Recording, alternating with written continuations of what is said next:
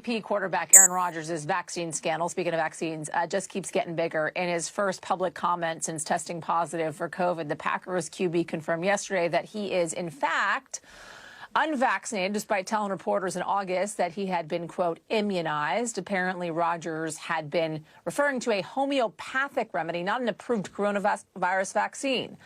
Joining me now, NBC's Guad Venegas, as well as Jemele Hill, contributing writer for The Atlantic. Welcome to you both, guys. Hey, Guad, I want to start with you on this one.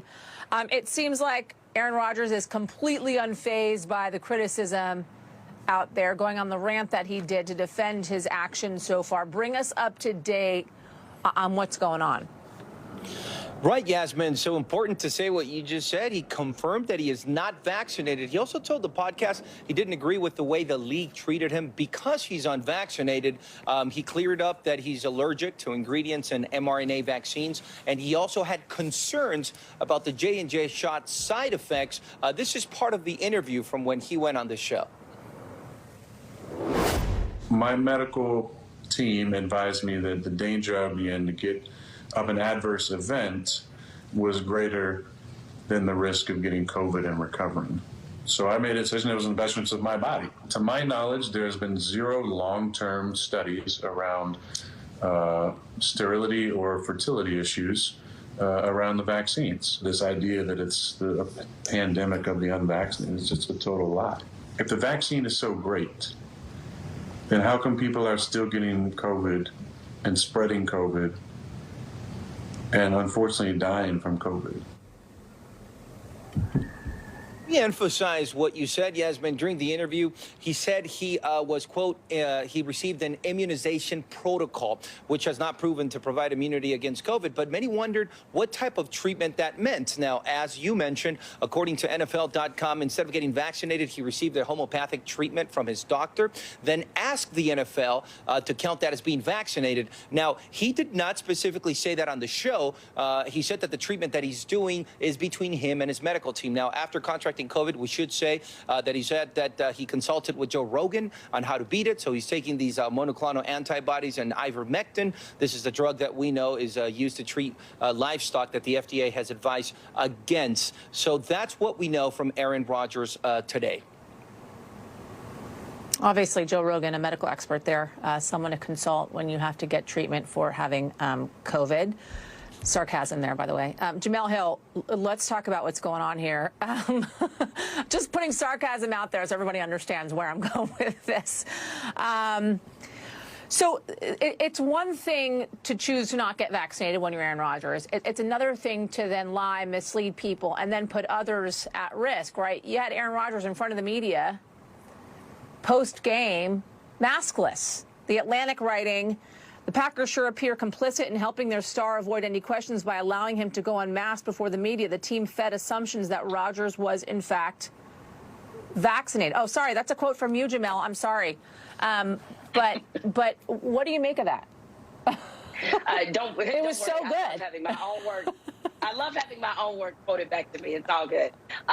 So this is why that this is a really, it's really hilarious to me that Aaron Rodgers tried to make it seem like he didn't lie.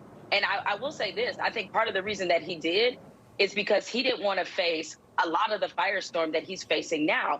And as much criticism that has been heaped on Kyrie Irving, the Brooklyn Nets star who is unvaccinated, not currently playing with the Nets, or Kirk Cousins, who's the quarterback of the Minnesota Vikings, he's not vaccinated as well. As much criticism as they may have received, at least they were honest. Aaron Rodgers was purposely duplicitous by saying he's immunized. And the Packers, to me, helped cover the lie by allowing him to appear at these press conferences without a mask. Because Carson Wentz, another quarterback for the Indianapolis Colts, he's not vaccinated. Whenever he speaks with the media, he has a mask on. More often than not, that is the signal when you have the mask on that you're not vaccinated, because the NFL COVID protocol is that unvaccinated people have to wear masks inside the team facility. So Aaron Rodgers, this is not about vaccinated or unvaccinated to some degree. This is mostly about the fact you're an $134 million quarterback and you lied. And you lied to everybody because you couldn't face the heat that you weren't vaccinated. And so I just find it to be the height of narcissism that Aaron Rodgers is on this podcast talking about making it seem like he's so much smarter than all of the scientists who've been studying this. He gave a 500-page report to the NFL. Is there a doctor in front of his title? And I know he consulted medical people, but he has concerns about the Johnson & Johnson vaccine, but he took ivermectin. Do you know the side effects to ivermectin? I've read them. They're not good, okay? And to take something unproven, to consult a radio podcaster, you put your faith in that as opposed to actual science. Make it make sense.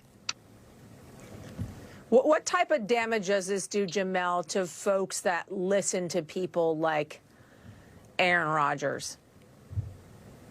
What's the damage that's been done to our country overall? I mean, the moment that vaccines became political, it really put the U.S. far behind. And this is a part of a larger war that we've been trying to wage against the COVID-19 epidemic. Is that, you know, we've tried to lead with education, we've tried to lead with science, but unfortunately, people have turned this into political, to something political. I mean, Aaron Rodgers himself, I mean, in this podcast, he hit on all the talking points that we've heard.